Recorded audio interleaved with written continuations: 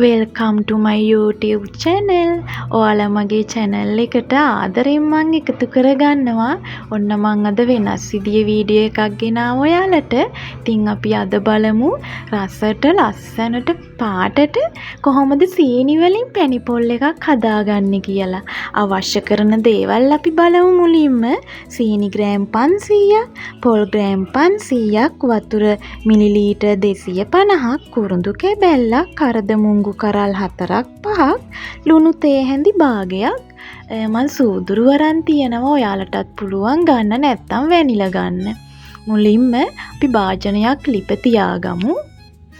භාජනයක් ලිප තියාගෙන අපි අර ගත්ත සීනි ටික තියෙනවනේ. අන්නේ සීනි ටිකෙන් මේස හැඳි දෙකක් දෙකමාරක් වගේ ඔයා භාජනයට මුලින්ම දාගන්න. දාගෙන අපි මුලින්ම ඒක කැරමල් කරගන්න ඕන. අර පොල් පැණි එකේ ලස්සන පාටක් ගන්න. අපි ඉස්සෙල්ලා දිව පිනවන්න කලින් ඇස් දෙක පිනවලින්න ඕනනේ. ඉතින් මුලින්ම ඔය කැරමල් එක අපි හදාගමු. ඔයා හැන්දි ගන්න යන්න එපා. අර දාපු සීනි ටික මුලින්ම පොඩ්ඩක් රවුමට කරකවලා සැරින් සැරේට ඒ පාට එනකන් ඔයාලා හදාගන්න. අර මැහෝගනි පාට එහෙමත් නැත්තම් කියන්නේ ඩාර්ක් බ්‍රවුන් කලර් එක වගේ. අන්න ඒ වගේ පාටක් එනකන් හදාගන්න. සීනි ටික කළු වෙන්න, කර වෙන්න දෙන්න එපා. ළඟම ඉඳගෙන සැරින් සැරේට ඒක අර හැඳි ගන්නේ නැතුව ඔයා වටරවුම කරකවල එක හදාගන්න. සීනි ටික දිය වෙනකන් එහෙම හදාගන්න ඔයා. සැරින් සැරේට ඔයා ළඟම ඉඳගෙන ඕක කරන්න ඕන. කොහෙටවත් යන්න බෑ. ගෑස් ලිපේ හදනව නම් ළඟම ඉන්න ඕන. ඔය මං අරන් තියෙන පාට තියෙනව නේද? ඒ පාටම එන්න ඕනේ. ගොඩාක් කළු වෙන්න දෙන්න එපා. ඔයාලේ පාට එනකම්ම ඉන්න. ඊට පස්සේ අර අපි ගත්ත වතුර වලින් පොඩ්ඩක් වතුර දාගන්න. ඔයාට ඒකට සීතල වතුර ගන්නත් පුළුවන්. එහෙමත් නැත්නම් රස්න වතුර ගන්නත් පුළුවන්. මම නම් සීතල වතුර ගත්තේ. ඊට පස්සේ පොඩ්ඩක් අර අපි ගත්ත සීනි ටික, ඉතිරි සීනි ටික දාගන්න. ඉතිරි සීනි ටික දාගෙන හොඳට කවලම් කරලා දැන් ඔයාට පුළුවන් හැඳි ගාගන්න. ඊට පස්සේ අර ඉතිරි වතුර ටිකක් දාන්න ඔයා. ඔයාට වැඩි කියලා හිතනවා නම් වතුර පොඩ්ඩක් අඩු කරගන්න. එහෙම අඩු වැඩි කරගන්න පුළුවන් ඔයාගේ කැමැත්ත පරිදි. ඊට පස්සේ හොඳට හැඳි ගන්න, කවලම් කරගන්න. කවලම් කරලා කැට වගේ පොඩ්ඩක් තියනං ඒක දිය වෙනකන් හොඳට පැණියේ කුණු වෙනකන් පෙන දාලා බුබුලු දාලා උණු වෙනකන් ඔයා ලිපේ තියාගෙන ඉන්න ළඟම.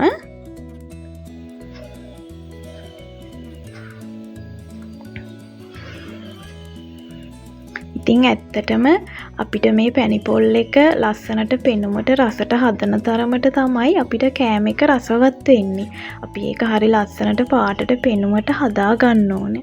ඊට පස්සේ දැන් මේ පැණි එක ගොඩාක් කුණු වෙලා බුබුලු දාලා එද්දි මම පොල් එක දා ගන්නවා. පොල් එක දාද්දි විශේෂයෙන් ඔයාට කියන්න ඕන පොල් එක ගනිද්දි පොල් ගොඩාක් හීනියට ගා ගන්නත් ඕනේ. ඒත් එක්කම අර වේලිච්ච පොල් ගන්න එපා. පොල් කුඩු වගේ වේලිච්ච පොල් ගන්න එපා. පැණි පොල් එක හදද්දි අනිවාර්යෙන් ලා පොල් එකක් ගන්න ඕනේ. එහෙම වුණොත් තමයි පැණි පොල් එක රස වෙන්නේ. අර වේලිච්ච පොල් ගත්තොත් ඔයාට පොල් පැණි එක කටේ අපි කද්දි නිකන් අර මේ කන වෙලාවට ඒක දැනෙනවා පොල් කුඩු කනවා වගේ උගුර හිර වෙනව. එහෙම වෙන්න බෑ.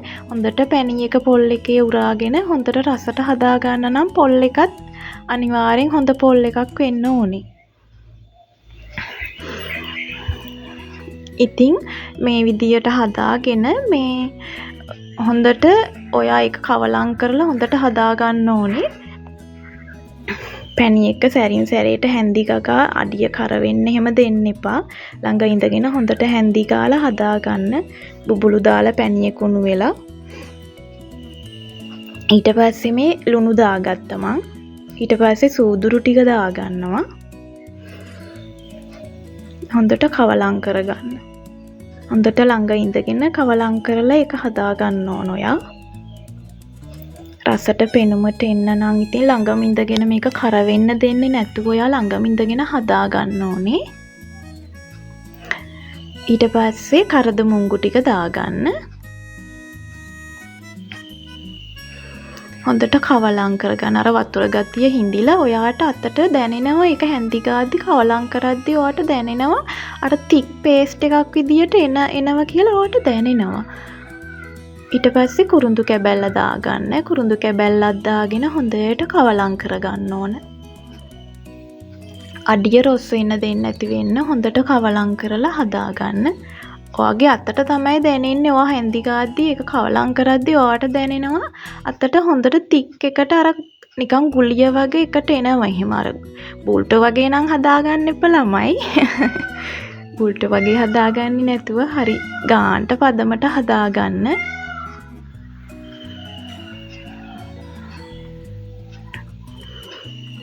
ළඟම ඉඳගෙන ඔහොම කවලම් කරලා ගාන්ට හදාගන්න.